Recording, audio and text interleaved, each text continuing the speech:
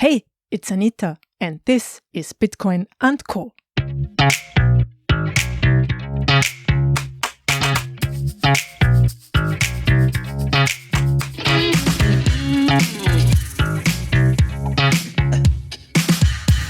Mastering freedom. Hello, dear listeners. Today's episode is the start of a new series about Bitcoin in Africa. As you might know, I've been traveling to Zimbabwe and Botswana in February this year to find out if and how Bitcoin is known and used there. You can find the episodes I made there on my website at bitcoinandco.com. That's bitcoinandco.com. And then you're looking for specials, and there you can find the category Bitcoin in Africa and Bitcoin in Zimbabwe.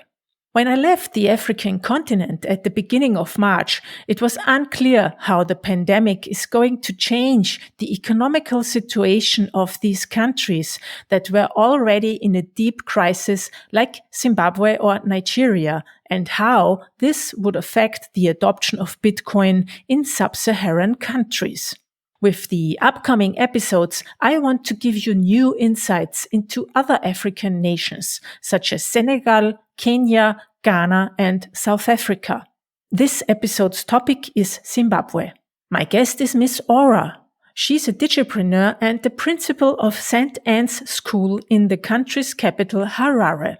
If you have a question or want to send me some feedback, please email me to hello@anitaposh.com or visit anita.link/83. That's 83 for the episode number, and send me a voice message. I'm always happy to hear from you. You will also find the show notes for this conversation on the page.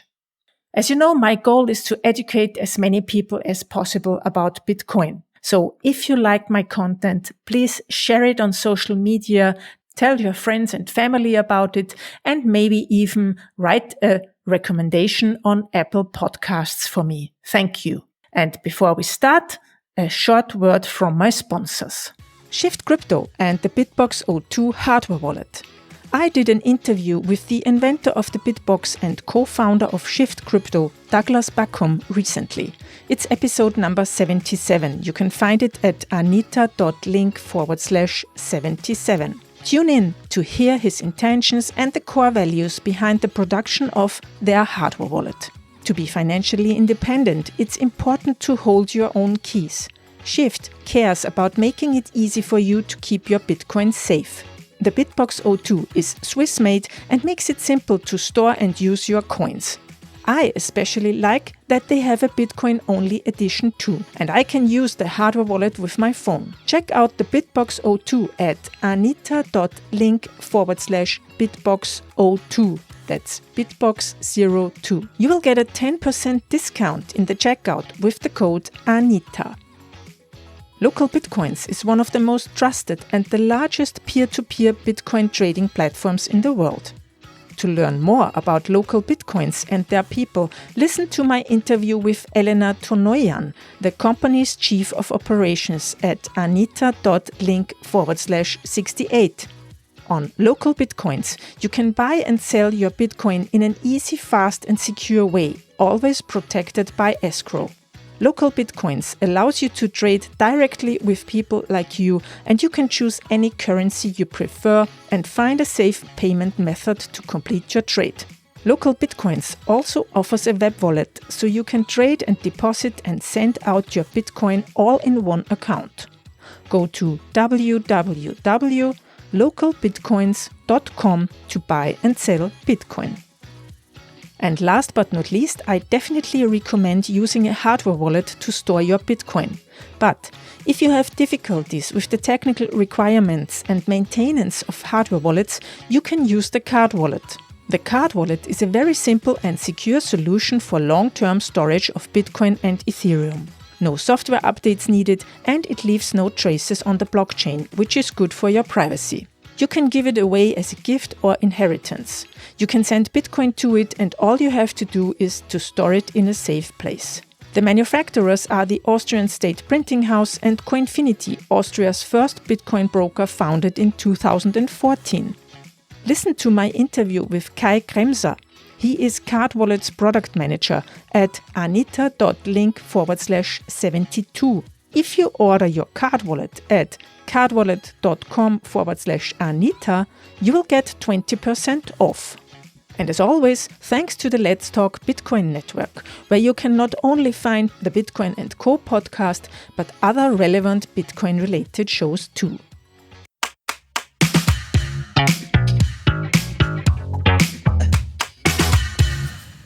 Hello, Miss Aurra. Thanks for taking the time to do this interview with me today.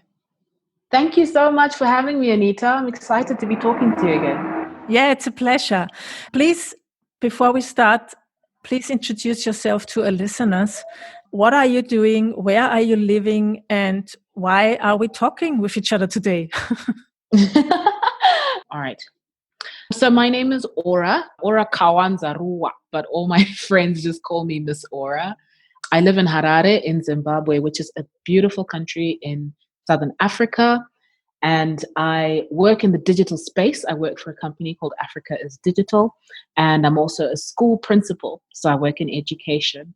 And I think the reason why we're having this conversation today is because you introduced me to Bitcoin actually earlier in the year, pre-COVID, when we used to walk around with no masks. And it's been very, very strange and interesting, weird. It's been such an enlightening experience. And I'm really excited to have a conversation about what it's been like in this period. Obviously, I've gotten to use it a bit more and to understand it a bit more. And to just explore that a little bit more. Yeah. Yeah, exactly. Because I'm also very curious what you have learned or experienced in the meantime. But before we get into this topic of Bitcoin more in detail, let's talk about the situation in Zimbabwe. I have been there. We met 9 months ago in February 2020. And I mean, the economical and political situation in Zimbabwe has been tense and very hard and depressing for many years now. What and how has there been a change since the pandemic? Ooh, that's a very loaded question. That's a big question. Yeah. It's a big one, but I think it's an important one. It's been difficult. Zimbabwe has, I'm sure as the media has seen, has gone through a lot since, I'll say since the beginning of when we declared it a state of emergency, COVID-19. And that was, I think, in March, 27th of March, if I'm not mistaken. And I mean, COVID hit us hard. I know it hit the world hard, but we were already really struggling. We're at the bottom already of the barrel. And then when COVID hit, it was really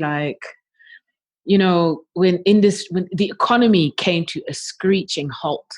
In terms of education, I mean, we had so many plans as St. Anne's and we had so much going on. So many schools had so much going on.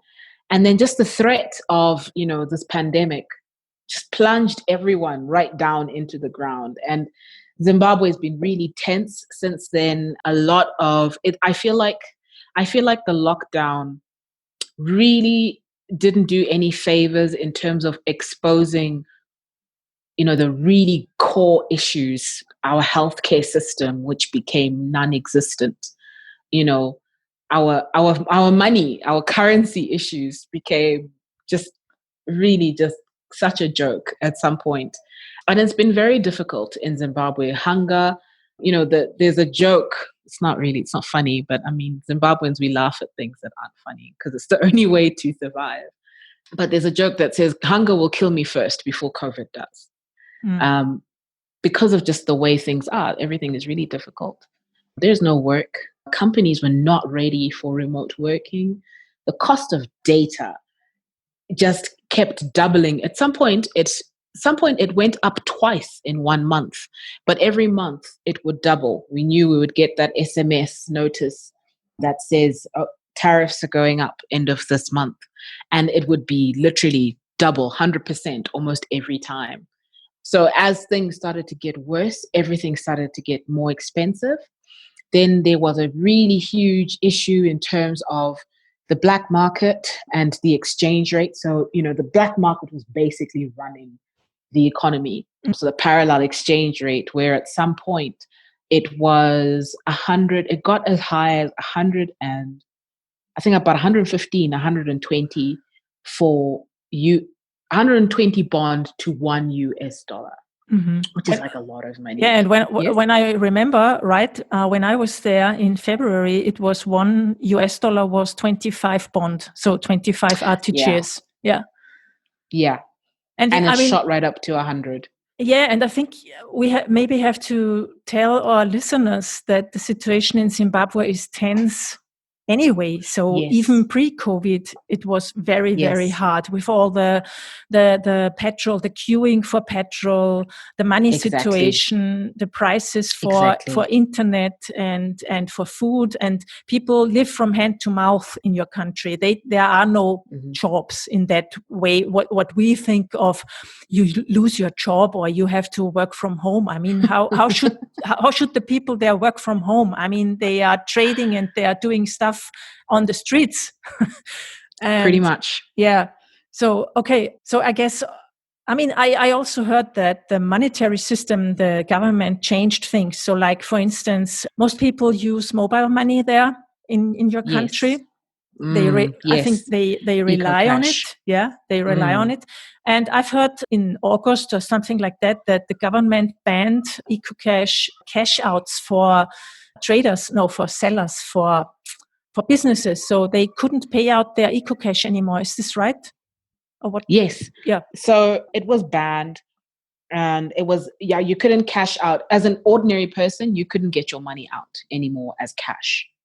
What they did is they closed down all the agent lines because the theory was that it was mobile money that was actually driving the black market. Because a lot of the people, we call them money changers, a lot of the money changers, used that platform to change money. So there were high volumes, and you could get, as long as you had enough in your mobile wallet, you could get whatever it is you needed, whether it was US dollars or Zim dollars. They basically ran it. So when they did that, it crippled a lot of people, it crippled a lot of businesses. Some people lost hundreds and thousands, if not millions of dollars through that whole scheme. And eventually, the government put some very, very strict measures in place in order for EcoCash to operate. And it made things very difficult for a long period of time. And I guess being Zimbabweans, we just learned how to adjust, but it made it very difficult. It just made everything that much harder. As much as they were trying to address a bigger problem, which is the parallel market, it did hit the smaller guy on the street a lot harder. And there was a period where EcoCash itself just stopped working. Wow. It just wasn't working because I don't know what was happening. There was a period where it just wasn't working properly. Like you try and send money, your money doesn't go, it gets stuck. It was terrible. It was such a it's terrible because everybody's relying on it because Yes. I mean, people there, they don't have paper money. It's not around. And most people can't afford or don't have US dollars, or? Yeah. So you use mobile money and no one banks really. So it was like a force to try and force everyone back to the bank. And I think they did hit that company quite a big blow, that you can tell they're trying to recover. I'm not sure how I feel about it. I mean, I'm not an economist, but from what I gather, only now, like the measures that they took, the exchange rate, I won't lie, is kind of trying to balance now. It's still incredibly high. It's $1 will give you, at the bank rate, it will give you, I think it's 83 RTGS. And then I think at the parallel market, it's about 90 to 100 RTGS will give you $1. So it's kind of balanced now a little bit, but I mean, it didn't make anything easier. People lost so much, their livelihoods, not to mention the agents, the ones whose lines were shut down because they're specific lines. So it's based on mobile SIM cards. So we call them lines here. So the line for the agent, the person who sort of facilitated transactions, all agent lines were closed. And some of them never even got their money. Like it was just like, that was it. It was closed. And if that was so for a lot of people, that was their livelihood, and they just lost. That's it. They just lost it. It's like losing your bank account. And where did this go? I mean, where did the money go? I'm not sure. From what I understand, some of it was transferred into people's bank accounts. Those who were listed as like money changers, like who had been red flagged for like high volumes, I think some of them even lost their money altogether. I know there's fights to date that are still happening where some people are still trying to get their money from Econet, from their lines that were closed down. So it obviously has had some really negative repercussions. And do you think that the government also wanted to like really hit on EcoCash, EcoNet, the company, because they are so Yeah. big? Yeah. I think so. Again, I mean, I'm not much of a politician or an economist, but as someone who lives in this country and who sees what happens every day, I think there's always been a sort of a level of discomfort. I feel like maybe the government perceived Econet as an organization that was just really hard to control and to, they sort of just did things, their own way. And because they have the numbers, I mean, they have the masses. Like, I don't remember the exact statistic. I'll look for it, but I know like majority of Zimbabweans use Econet. Mm-hmm. And in terms of like, I think Econet held something like 92% of the country's banking. Yeah. That's like digital transactions. Yeah. for digital transactions. That's the whole, you own the country basically. So I think it was a power struggle, to be quite honest. At the end of the day, if you really just boil down, it was a power struggle. And in this case, to a certain degree, the government won. Mm-hmm. And again, on the, how is this called in English? The small people were suffering, let's say it that way. Yeah. And how is it with the fuel queues? Is it the same as in February, March, or has it gotten worse? It's better. It's better, although it's seasonal. There are periods where, suddenly fuel's just suddenly very difficult to find and there's queues. But it has seemed to it's not as bad as it was in February. Our biggest issue right now is actually water and electricity. Those two things are almost as scarce as fuel. Water especially. Is this because it's summer and there's no rain? Yeah, there's that. But I think also a lot of it, I would say, boils down to, and I won't even put it down to just this government, I would say years, decades of, mismanagement of resources. Corruption is huge. I would blame corruption for a lot of the things because I feel like Zimbabwe has a lot of resources. Like, we shouldn't be in half of the problems that we have today. But I feel like over years, things were just mismanaged so poorly that now everything is sort of culminated now. It's like a snowball effect where, little by little, someone steals money from there, money that's supposed to be for chemicals for water, money that's supposed to be for repairing the hydro stations or repairing the dams. And money is just being stolen left, right, and center. And then before you know it, everything has fallen apart and no one knows where the money went. So I feel like that, to be very honest and frank, a huge reason why we don't have some of the things we have, even sometimes fuel, I feel can really be pointed towards just corruption and mismanagement of funds, of public funds. Yeah, I think so too. And it's not sanctions, I guess. No, I feel like, sanctions do have their role to play. As much as some will say it's targeted, I don't know much about the sanctions, what's happening with sanctions at the moment. We're actually in exam season at the school, so I've been quite unplugged from the news. But from what I have sort of gathered, sanctions do have their role. They have played a role in terms of just crippling and making it hard. Because even if you target it to specific sectors or specific groups of people, that still affects the smaller man, because these are the people who can then effect change or do whatever it is they need to do for us to get out of the situation that we're in. So I feel like sanctions have their role to play, but it's not as huge. It's not as huge a role as, people are making out to be. I feel like if we were to just fix corruption and mismanagement of the country, even with sanctions, I think we would be just fine. Yeah, I mean, just today, I think I saw on Twitter that the president of the Zimbabwean Miners Association or something like that, she smuggled gold outside the country and they found it in her bags or something like that. Yeah, also interesting to see. Yeah, very fascinating. Zimbabwe is a fascinating place. Yeah. And then there was in summer when I remember this Zimbabwean Lives Matter movement. There were protests, and I think the reason for the start of these protests was that one of your prominent journalists has been arrested.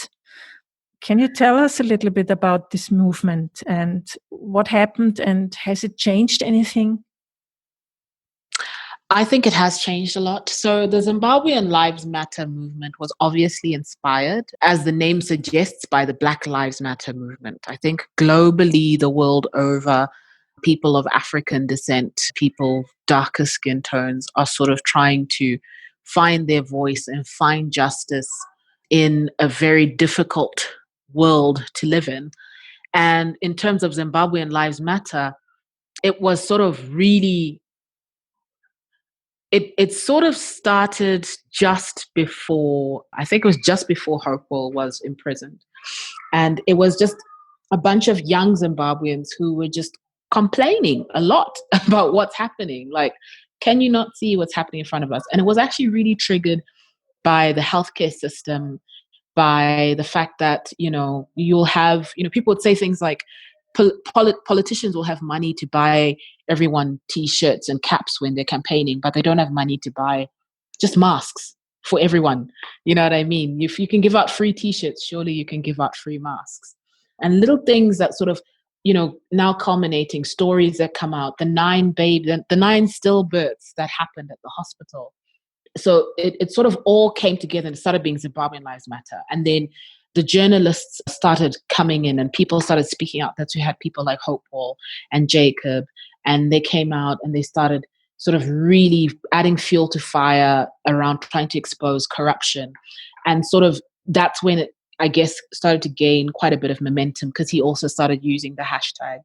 And then it just sort of began to snowball. And then next thing you know, people who use the hashtag were being arrested. And then they were, we were trying to organize the protests. And, the people who were trying to organize the protests were being arrested and being hunted. And then, people were being abducted now, like in broad daylight, basically. And that, added fuel to fire. And then the Zimbabwean Lives Matter started to gain a really, like a huge sort of, what's the word I'm looking for? I'll just use momentum for lack of a better word. And I think it had a huge impact in that. Fair and fine, people will say maybe that it didn't really change anything, but I think it changed a lot. If anything, I think it taught, and I'll put this as the older generation, because it's not just government that's the problem. I feel the power struggle in Zimbabwe is between the young and the old, right down to corporate, right down to the way people do business, right down to your landlords and your tenants. It's the older generation versus the younger generation. I feel like this is what it is in Africa, and generally, in general, it's young versus old. And I feel like what the Zimbabweans Lives Matter movement did is it, one, showed that social media and the internet is a lot more powerful than they could have anticipated. That it also gave people hope in that you can still have your voice heard, even if we cannot walk into the streets. You can still say something and there will be an echo chamber. So it became like an echo chamber online. And I think, for lack of a better phrase, it left a lot of people shook. I think it left the government very shook. I think it was definitely revealing, shocking. It affected change in that, a lot of the things that were highlighted, as much as it won't be admitted, but a lot of the things that were highlighted during the Zimbabwean Lives Matter movement have since not necessarily been addressed, but have been acknowledged. And it raised a lot of awareness to issues that perhaps, the people with influence weren't aware of. I'll just give them the benefit of the doubt. I'm not saying they didn't know, but I'm just saying it really brought important problems and issues to light. And I feel like it put a spotlight again on Zimbabwe, but this time in a positive light. I feel like it showed that, you know, when we all come together for one purpose, that, there is a sense of, unity amongst Zimbabweans. There's a general misconception that Zimbabweans, are not unified, and that Zimbabweans don't love their country, or that Zimbabweans, don't know how to stand together. I think we do. And I think the Zimbabwean Lives Matter movement showed that. But yeah, it was a very interesting time. And I'm so happy to see that it hasn't actually died. The hashtag still does appear on trending. I think it's no longer like within the top 10, but it's somewhere within the top 20, which is good. We keep the momentum going. And I think it also inspired a lot of other people to start, a lot of young people to take ownership of their countries and to, to speak up and to have a voice. It gave people a voice. Whether it was, negative or positive, it gave people a voice, which is the most important thing. I saw it trending with other hashtags like the one from Nigeria and SARS. I think, as what I hear from you, I imagine that these are also very young people who have enough and want to change things in their country. Yeah.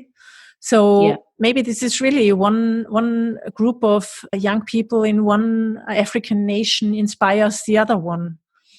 Yes. Yes, very true. Yeah, so let's hope for a change. And how is the situation with the coronavirus at the moment in your country? Because one of my friends who's living in Zimbabwe told me in her area where she's living, there are no more or not very much or not very many corona cases anymore. So it seems that they are basically free from it. I don't know. Right. What's your experience? I think, from the reports, cases have gone down, although I have noticed a slight increase over the past 2 weeks. I think we've had like over 100, about an average about 100 cases a week, which is much better because we were having like 100 and something, 200 cases a day. I feel though that I don't want to be an angel of death or a prophet of doom, but I do feel like we might be looking at a second wave in the near future, simply because we've relaxed so many of our restrictions and regulations. But not only have we done that, but by relaxing that, people have also relaxed. So people don't really wear their masks. No one really wears masks anymore or wears them properly. We laughingly, we call them chin guards now. No one wears masks. They wear them on their chin. It's like, why are you wearing it? It's become just like something to keep your chin warm. Yeah. I hate it. And it's people are very relaxed. You can tell people are just really, really relaxed about corona. There's a general, you'll hear it like generally on the ground. Oh, the statement will be like, corona ya pera, it's finished. It's finished now, But just yesterday we had 5 deaths, which is more than we've had in a very long time in one single day. So I feel like as much as it looks on the surface like things are getting much better, I think because we've practically almost fully reopened the economy, I think we can look towards having some kind of a second wave if we are not careful. When I read government documents, when I read, when they send out their recommendations and restrictions for COVID for different sectors, there's the undertone, the language in those documents also sort of shows that they know that this pandemic is not actually really over, and that we're not really out of the clear, because the language really, really stresses on like taking caution and on being very careful and on how you can still catch it and that sort of thing. But I feel like the general, the moment people said bars are open, you can start selling alcohol, like the moment that happened, people are like, oh, so it's over. And you're just seeing parties everywhere and no one's wearing their masks. And it's like, oh no, we're going to die. But then again, I'm very paranoid. I feel like I started my lockdown before the government announced a national lockdown. And I am terrified of corona, maybe because I'm asthmatic and I just believe if I get it, when I get asthma attacks, I feel like I'm dying. So I feel like if I've got corona, I will probably definitely die. So I'm very, very paranoid. I wish everyone could just wear masks for like the next year and also just so that it goes The away. next 10 years. The next 10 years. No. Homeschool forever, go get a degree in teaching. Yeah, but I understand. I mean, I understand you. It's the same here. I mean, people it's mandatory to wear a mask in the public transport, for instance. And, people love to wear the mask, but with their nose outside. And yes, I always think to myself, if you don't want to wear it, just forget it. Put it off. Yeah. But this half thing, half, I don't know what this is. It's very strange. I don't know. It's like, I would love to, I hope somebody decides to do like a research on that, on why people wear their masks wrong. Yeah. Like, that would make for a very good thesis. Whoever's listening, that would make for a great thesis. Just correlate the number of people who wear their masks properly to the number of countries that have seemingly defeated coronavirus. But let me not be all doom. It is much better than it was beginning of the lockdown. But I am just a bit worried that we are becoming a bit too relaxed. So let's get into the Bitcoin thing a bit, because it has to do with the coronavirus in a way and with your job as the principal of a school. Please tell us a little bit about that. What was the situation? I think it was in May. And we started first, let's say it now, a first ask for donations, call for donations. And tell it in your words. So COVID hurt us really hard after we had to close down schools. We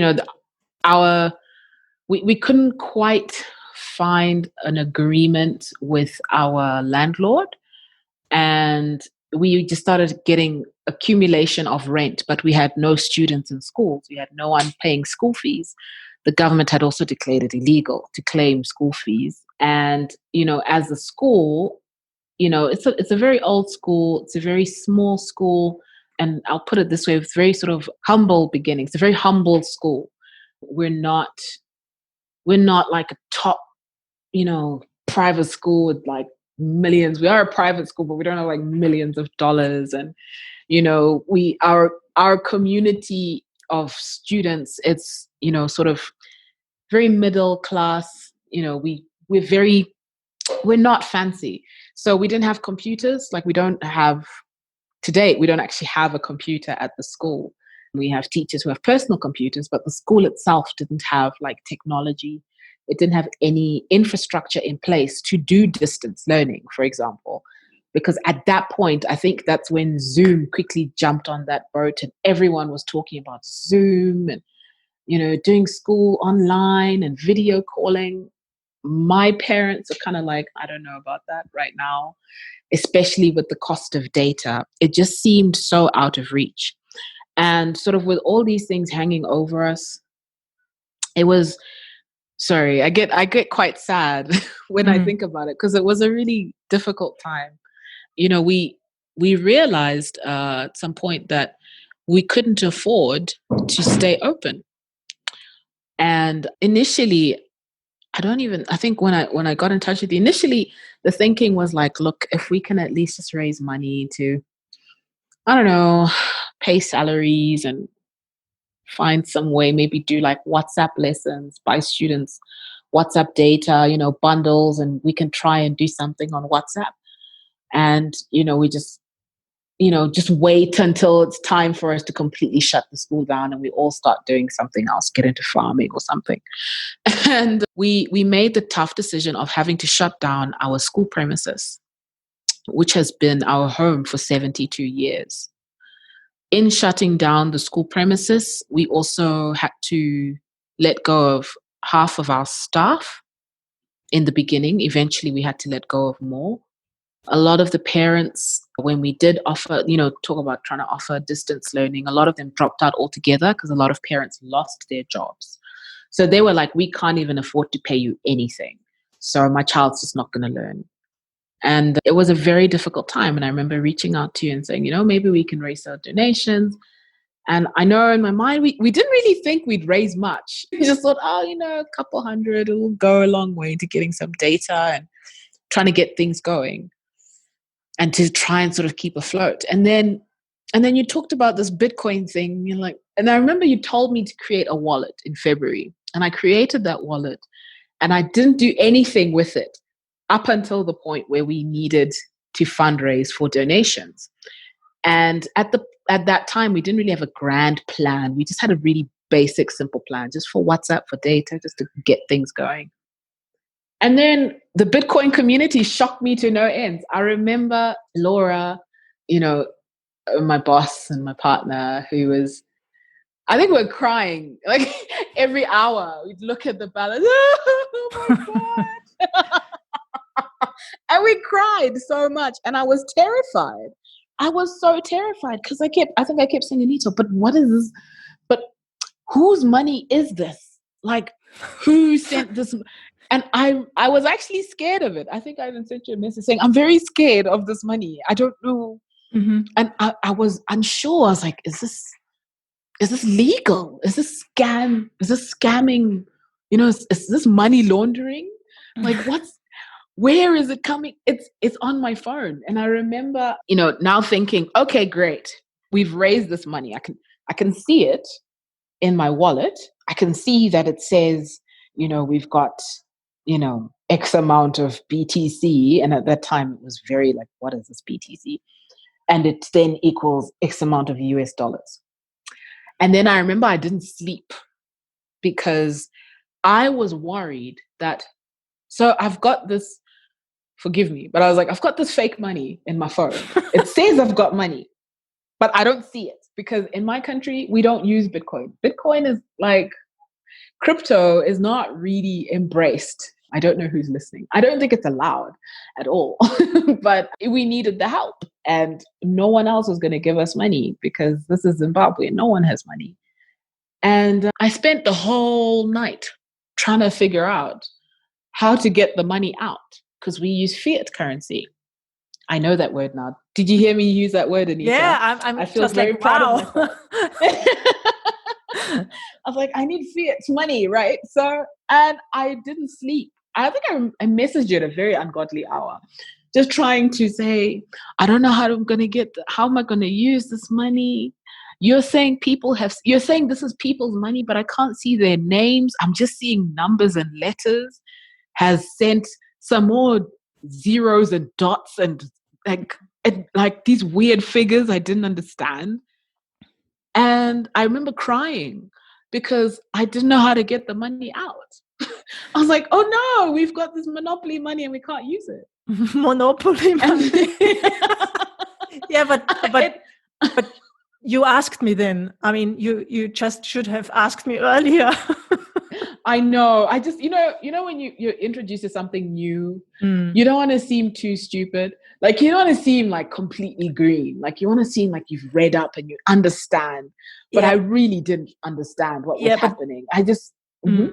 And it's difficult to understand Bitcoin. I'm honest about that. I mean, it took me also a long time to really get a grip, about it and what it is and how it works. And if you are completely new to it and also are used to problems with money and currency like you are in your country, which is exceptional. I mean, nowhere on earth, maybe in Venezuela, but I don't know where else the situation is so complicated with banks and money and so many different currencies. And also it's just a digital virtual thing. But when I was in Zimbabwe, I mean, I got to know some people who use Bitcoin and they are trading it in small groups on Facebook or on WhatsApp. It's basically really people to people. It's peer-to-peer trading. But I understand that you didn't know first who is it from?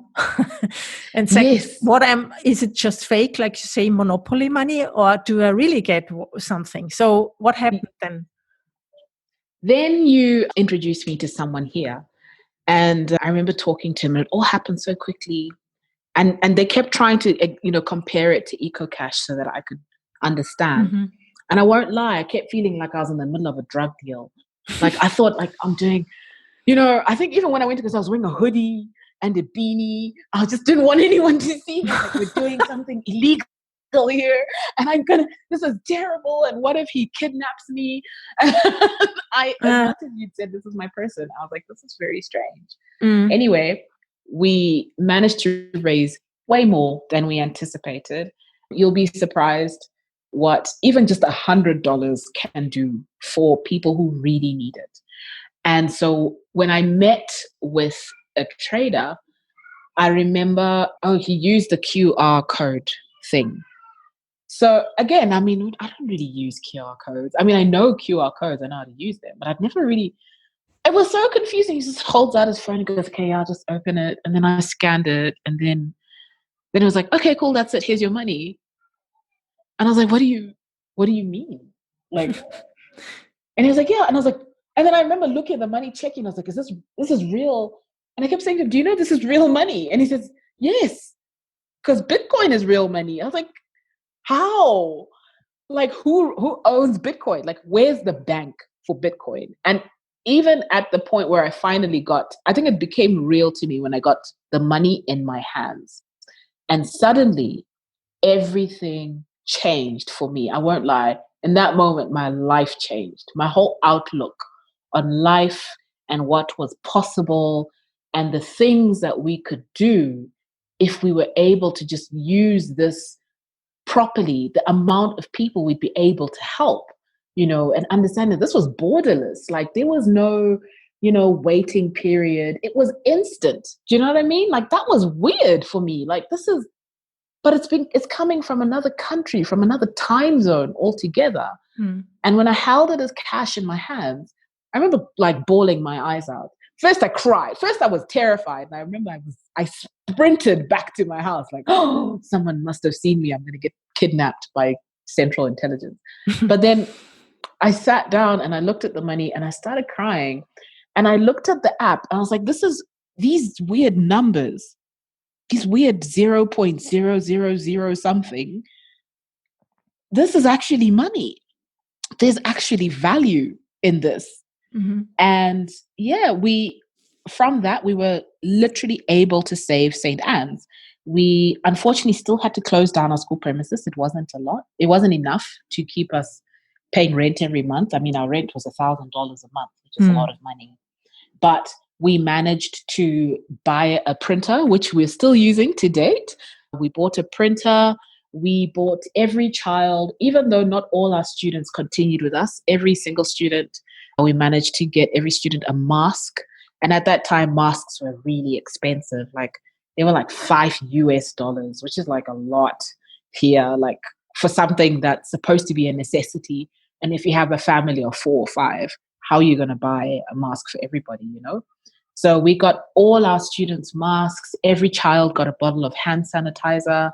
We got crayon. We got a full homeschool, basically a homeschool pack. Because the thinking was, the only way homeschooling is going to work is if the parents are equipped with what they need in order to carry on homeschool. So if I say today we're doing craft and we're going to cut out a piece of blue paper, and you don't have a scissors, you don't have the glue, you don't have the blue paper, everything is closed and locked down. So where are you going to find it? There's no public transport.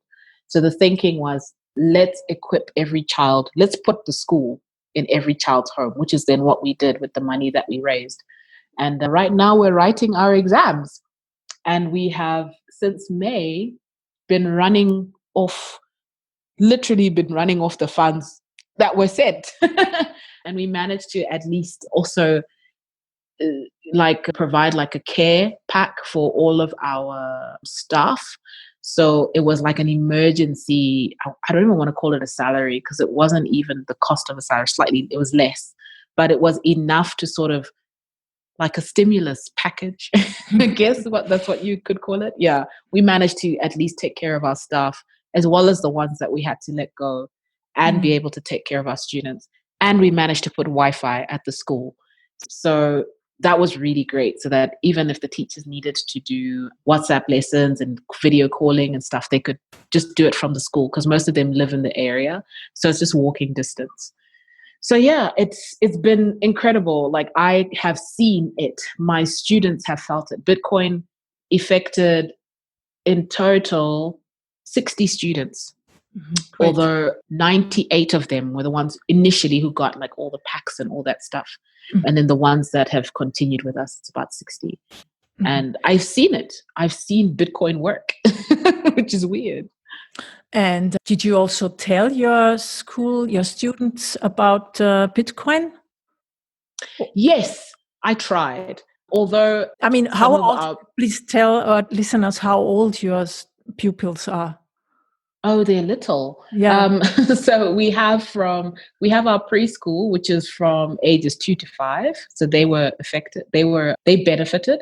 And then we have our primary school, which is from the ages 6 to 12. So our older kids, yeah, we tried, but a lot of our parents just didn't get it. I think also the fault was mine. Maybe I didn't know how to properly explain it. But the people who did get most of that information were the staff, actually. Yeah, that's great. I mean, there's a children's book about Bitcoin. It's called Bitcoin Money. Maybe I can talk to the author. Maybe he can send you an ebook. That would be a great thing, I think. Because that's amazing. Yeah, it has a good explanation for children what Bitcoin is. So maybe that would help. I will ask him. Yeah. You know what I feel would be more impactful as well is if we can find a way to translate that book into local languages. Wow, that would be cool. Because sometimes it's hard to explain. I think that's why I struggled, because we have a lot of Shona speaking students. I didn't know how to explain it in Shona. Like, how do I explain Bitcoin in a local language? If the concept is difficult to understand anyhow. I mean, that's for me in my German language. This was also complicated because the most information is in English, and I was much better, of course, and still am in German than in English. So that's a second hurdle in a way. Yeah. Yeah. Okay, yeah, that would be great if we could do that. And what else? What's the situation at the moment in the school? So right now we are in a very interesting catch-22. Our government has announced that schools are to reopen. Schools are supposed to be reopening on the 9th of November, but we don't have a school. We are basically running off phones and pieces of paper because we print out all our educational material for the students so that they don't have any extra stationery costs to worry about. But now we've found a new home, which is amazing. We have an incredible landlord who I didn't even think landlords like that exist anymore in Zimbabwe, who was very understanding sort of where we were coming from and how, we didn't plan to leave our home. No one thought. I mean, we've been there for 72 years. No one thought we'd ever leave.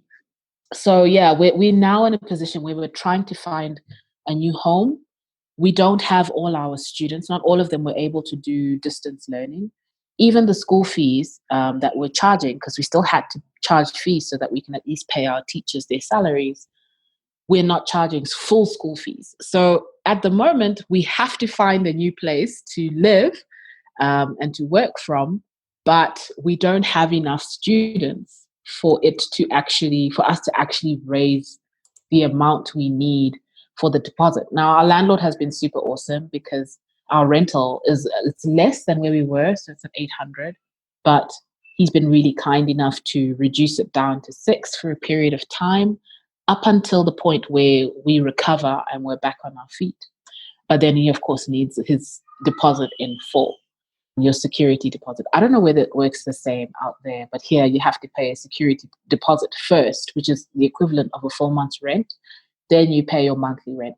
Mm-hmm. And the idea is then when you move out, you then get your security deposit back if you haven't caused any damage or whatever on the property. Yeah, same here. So, yeah. So we're in this weird catch-22 where we have found a new place to go, but we don't have enough students and enough money to get there, even though most of our students have shown they want to come back, but they're only probably going to be able to pay at the end of the year when it's time to actually start school. So we're in a bad place. We're in a good place, but it's a very tricky place that we're in. So you could pay the rent, but you can't pay the upfront payment. Yes.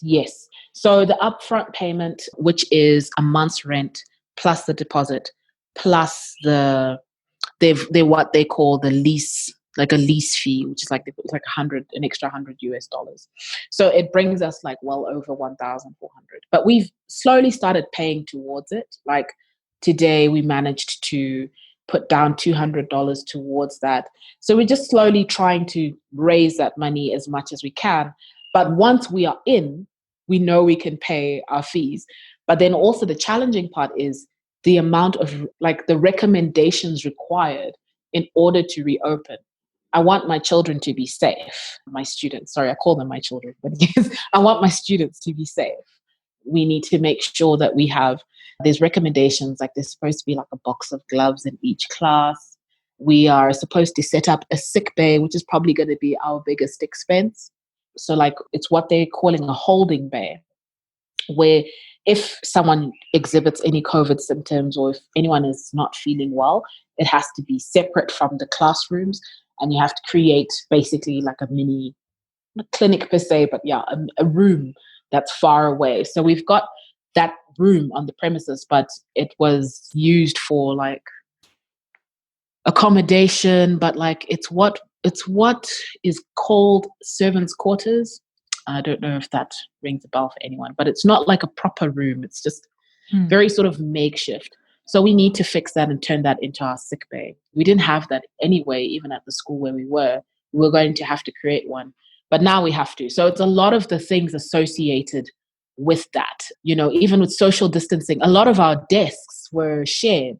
So we'd have like 2 students on a desk. And in the preschool, we had huge like square desks where we had 4 children on a desk. So now with social distancing, it's like, oh no, okay, so we're going to need more desks. We're going to need more chairs. Like, so there's actually a lot that we need to do to prepare, to get ready, so that when we return to school, this new normal means that even the things we had before were insufficient now in order for us to keep our students safe. And so because of that, we've decided not to open with everyone else on the 9th, but to push our opening to the 1st, to January, when we start schools on the 4th of January, so that we have enough time to be really ready. And we've also been training our students. So we're re-socializing all our students, how to eat, you know, when you're at school, how to greet without handshakes, just basic, getting them used to being around each other, but in the context of the new normal. So there's a lot of work that still needs to be done, but it's this gray area, this little weird period where we just need something to jump to get to that point where we are now, you know, we can breathe and okay, we've got students again and we can function. But it's such a difficult time. I don't know how other schools in other countries are doing it, but the idea of having 100 children and trying to keep everyone safe is very frightening for me, as well as keeping all our staff safe. That's very like, it's daunting. Just the sheer cost of like the face shields and the cost of masks to make sure my staff have enough. Most of them will wear their like scarves around their nose. That's not sufficient, you know? So it's very frightening. So some of whatever we, you know, while we're trying to raise money towards that, it'll be towards like moving into this new place and reopening. Some of it will be towards making sure we've got enough masks for our staff and stuff like that. Or just getting the fabric ones that they can wash, you know, get those made. That's what we got for our students.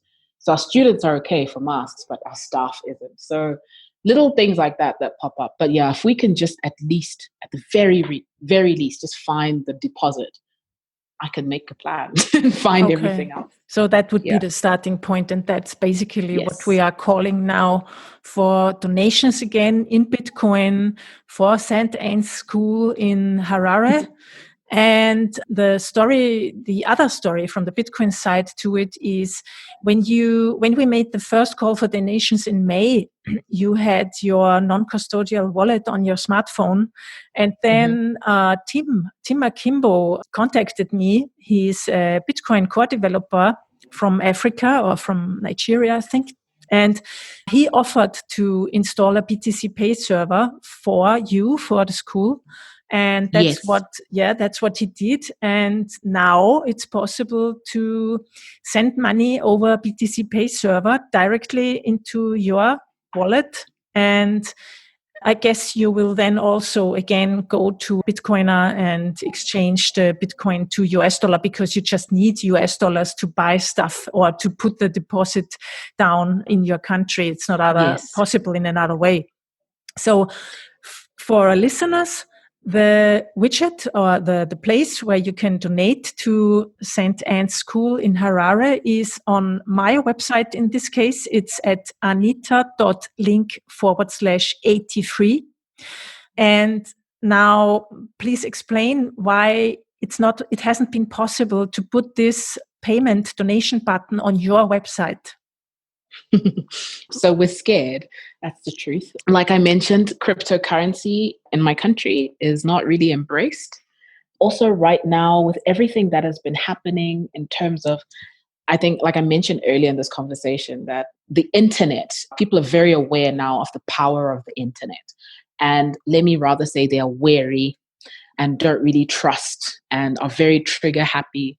And yeah, it's just the fear that someone will look at it and get us into really big trouble for doing that. And will probably trying to insist that we use our system, our banking system. But our banking system, you don't get your money, you can't get cash out of the bank. It comes then as RTGS at their bank rate. So if you send $100, for example, through our traditional banking system, I will get it in the end as 80 RTGS. And then I Wow. can't buy it anywhere as US dollars. But 80, I get it, not 80, sorry. Yeah. I get it as 800. So wait, if 100 US will give me 8,000 RTGS, where if I then try to then maybe even through, you can't get cash also from a bureau de change. If I want to go to a bureau de change and take my RTGS to get US dollars, I won't get it. Basically, you can't get US dollars cash, like from any legal sort of structure, unless you're getting it as a world remit, it's like a diaspora remittance. Then you can get it from that remittance as a US dollar. But if someone just wants to, send you cash through traditional banking systems, I won't get it as the money, but my rent still needs to be paid in dollars. And that's the way, sadly, a lot of things work here. People still want their money in US dollars. People still want hard cash. But then to get that hard cash, you have to jump through so many hoops. So we didn't put it on our site because we just didn't want to get into trouble. I completely understand. Yeah. And I mean, just to recap, so if I would want to send you, like, say, $100 over the banking system, you would not really be able to cash it out in US dollars. I mean, I think No, not at you all. would need maybe to take the RTGS from your bank and put it into EcoCash, and then with EcoCash go to the black market to a trader and exchange it to US dollars. Would this be a way? Yeah. But this would cost you. I mean, how much would you have in the end? The fees, even just the transaction fees, maybe I might get maybe as between 70 and 80 US once I finally am able to, if I am finally able to change it. Maybe slightly less. Maybe slightly less actually, because just the cost of transferring it from my bank account to my mobile wallet it'll take like 6% of the total amount. So already by the time it's in my mobile wallet, it's less than 8,000. Then to transfer it, you can't transfer more than 5,000 Zim dollars a day to anyone. Oh, So I would have to get it in bits and pieces. So I'll get like 40 something today, and then I have to transfer the other 2,000 and something left the next day. And that will then come probably as 10 or whatever dollars. So yeah, we're looking about, by the time I get it as cash, about $60. yeah. And many hours of work. Yes. Yeah. A lot. Yeah. A lot. Yeah.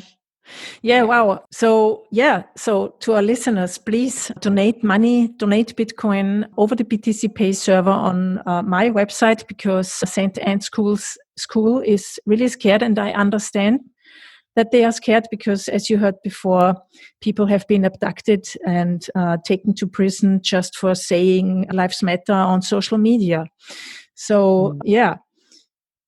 Now, frightening. Yeah. Yeah, very frightening. So let's come to an end. I mean, I think we have already almost an hour.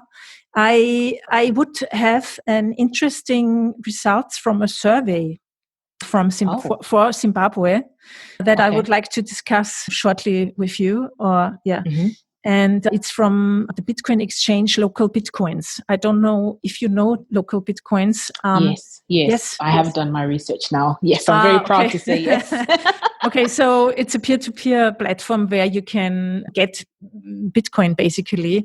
And they made a survey, and they were asking Zimbabwean users about Bitcoin and their opinion on it and what their use cases are.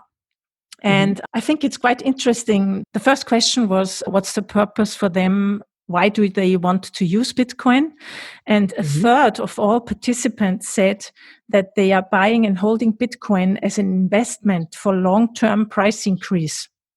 Yes. Yeah, 25% said they are trading, so they sell and buy Bitcoin to make profit. And 15% said that they purchased Bitcoin to learn and better understand what Bitcoin is. Have you encountered any other people in your surrounding who use Bitcoin or have talked about it?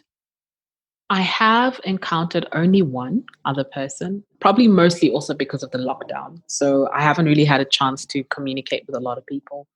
Most of the people who I know, actually, I lie. There's a group I was added to recently, but a lot of them do it to make money. Like they do a lot of mining. Yes, like, there's a lot of these like mining groups. You're sure? But Bitcoin mining? I would think it's maybe other cryptocurrencies. Well, it's mining, it's Bitcoin and Ethereum. Okay. So this is what I was told in the group, but then you get bigger returns if you mine Ethereum.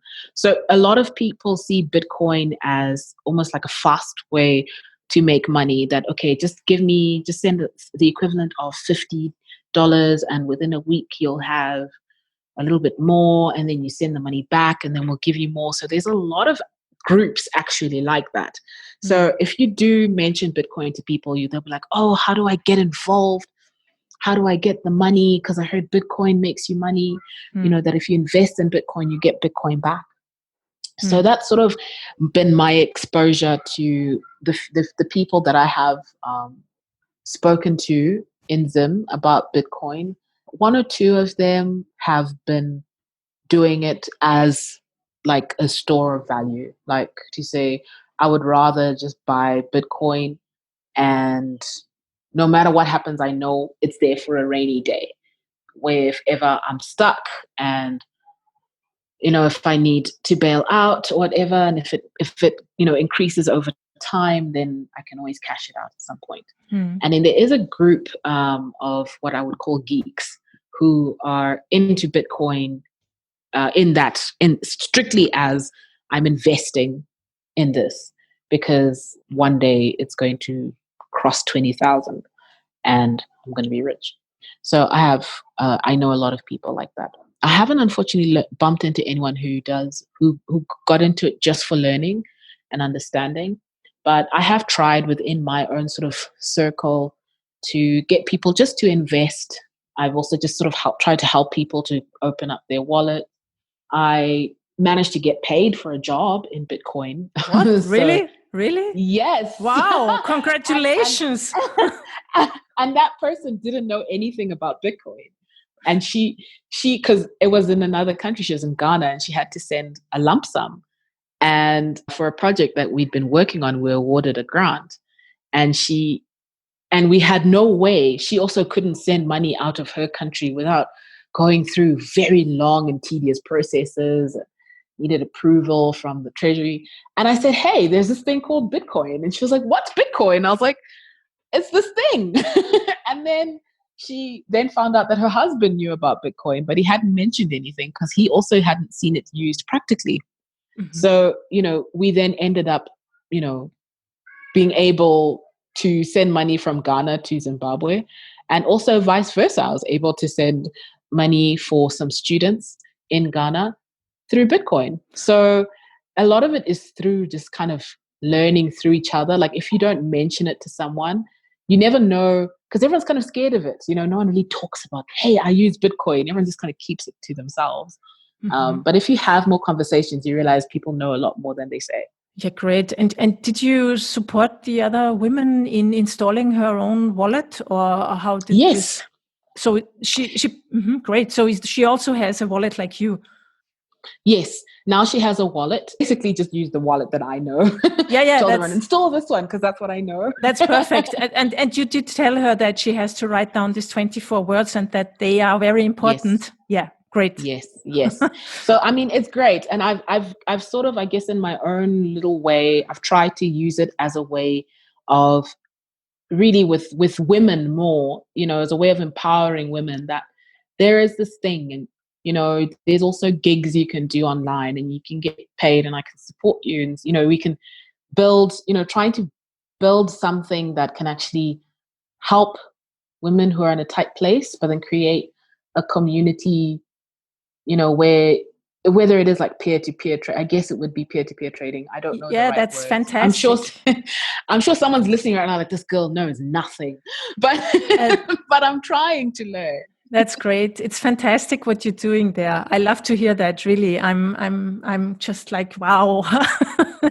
Well, you should take credit. It's your fault. Had you not It's my explained fault. Bitcoin, it's your fault. Yeah. Had you not explained Bitcoin to me and forced me to open a wallet, then I wouldn't be having this conversation right now. Yeah, it's And so empowering great. people in other countries. Thank you. Thanks for that. That's so Yeah. great. Yeah. So I'm very happy to hear that. Yeah. And is there anything else you didn't tell me up until now, like great things like that? Well, I don't know if this will go into a podcast, but I also, because of COVID, the possibilities of remote working also became, more tangible and very real. And, I managed to find, through a project where we're doing like remote internships and that sort of thing, I managed to find a very talented young man who's just completed his studies in Ghana. And I've actually employed him, and he gets his salary in Bitcoin. Wow. Well, he will get his first salary in Bitcoin. Okay, but yes, that's going to be our mode of, that's our mode. So I helped him. We set up the wallet and everything. I said, this is how you're going to get paid. Okay, and may I ask you, where do you get the Bitcoin from? So I'm still now I've been using a lot of it from the payment I got from that job in Ghana. So then so now, because I've started trying to do a lot more sort of development work. I don't know why, the country is just more receptive to some of the projects and ideas that we have. So a lot of the work, I just keep insisting like, no, there's this platform called Bitcoin. I'll get my money in full. And then sometimes I will buy, if I have a little extra. It's not always much, but I'll buy like $10 here. Or if I get paid for a project here, like a voiceover or something, I'll buy some Bitcoin and then I'll just keep it in there. So yeah, even if I have money that I've made here, I then put it into the Bitcoin so that I can send it to him. And what they will like is that it goes straight into their mobile wallets, because you can do that. The guys that Tim linked me to, You can send them Bitcoin and they can send it to them in whatever currency they want. Oh, super, super. Yeah. And what's the feeling when you look into your wallet and the amount of US dollar has risen without doing anything? That's weird. That happened to me once. And I remember we still had a balance from the initial donation run. And then there was a time, it was just after the halving, I think, or just before. I don't remember if it was just before or just after the halving that there was a little bit of a jump, and then suddenly I was like, what happened? And I was looking I thought, did someone send a donation? And then I remember calling my contact. I was like, why is something happened? I don't know whether I've been hacked. I thought I'd been hacked. I said, there's more money in my wallet than there was before. And and he then explained, no, the price of Bitcoin went up or something. I was like, oh, I see. But I thought I'd been hacked, to be really honest. But that would be a good hack. I mean, getting money and not losing it would be a good hack. Ooh, I would be terrified. I was like, oh no. And then I'll wake up in the morning and it's all gone. Yeah. I'm part of a money laundering scheme. I knew this was fake money. Funny. Yeah, great. Pretty much. Yeah. Yeah. So thank you very much for this interesting and great and uplifting conversation. Have we left anything out that you want to tell our listeners? I would like to tell listeners, please invest in Africa. Please invest in the young people. It doesn't necessarily have to be It doesn't have to be financial investment. Just knowledge. Knowledge is power, Even do as many webinars and share as far as you can just to share that information. We need it. We need a lot of information. We need a lot of support. A lot of young people across every African continent needs the support, even just peer to peer. Even if you're listening and you're in Africa, we need to support each other. We really do. And we really need to invest in each other, not in a donor sense, but just so that we can get up on our feet. And it's, we don't go around, riding lions, and we'll not, it's not all, I feel like there's a really incorrect perception sometimes of Africa, that we're all walking around with no clothes and barefoot, and, that's not what it's like here. Yes, we don't have a lot of the things that other countries have. And, we don't all have great clothes and great shoes. I mean, actually don't, I think I own one pair of shoes that don't have a hole in them, but like, like everyone there's so much more to offer. Do you know what I mean? Than what you see online. And don't let that deter you. Even the struggles like NSAS and Tanzanian Lives Matter. I know that's a big thing right now. And what's happening in the Congo and what's happening in Cameroon. Like, those should not deter you and think, oh no, there's only problems in Africa. For every terrible thing happening in Africa, just know that there's at least an army of young people trying to fix it. We are not content with what's happening. We're trying to fix it. No one wants to go around holding a begging bowl and looking for aid and looking for help. We want to be able to help ourselves.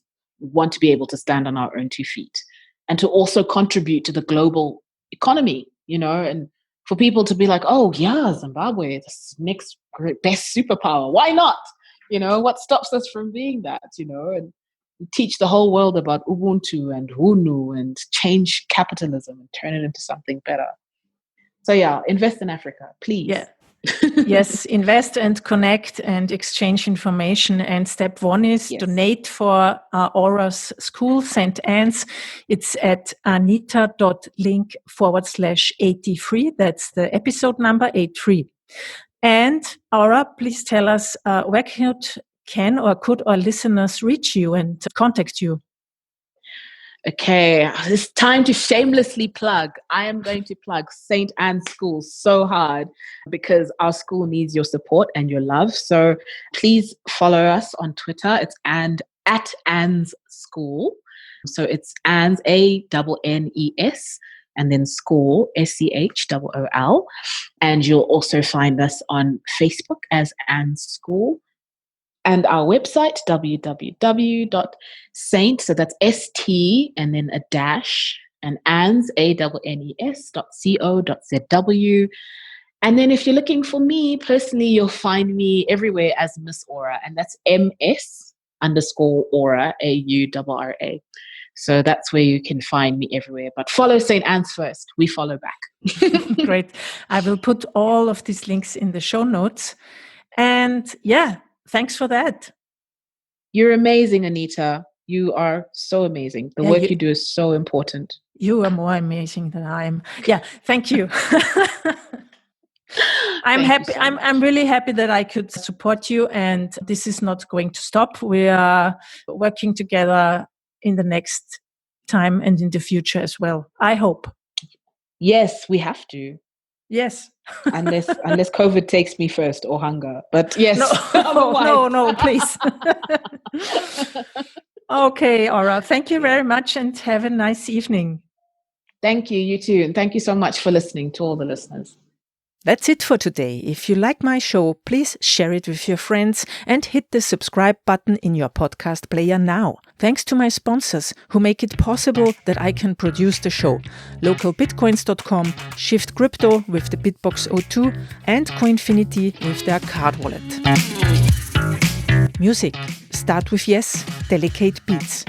Idea, content and production. Yours truly, Anita Posch.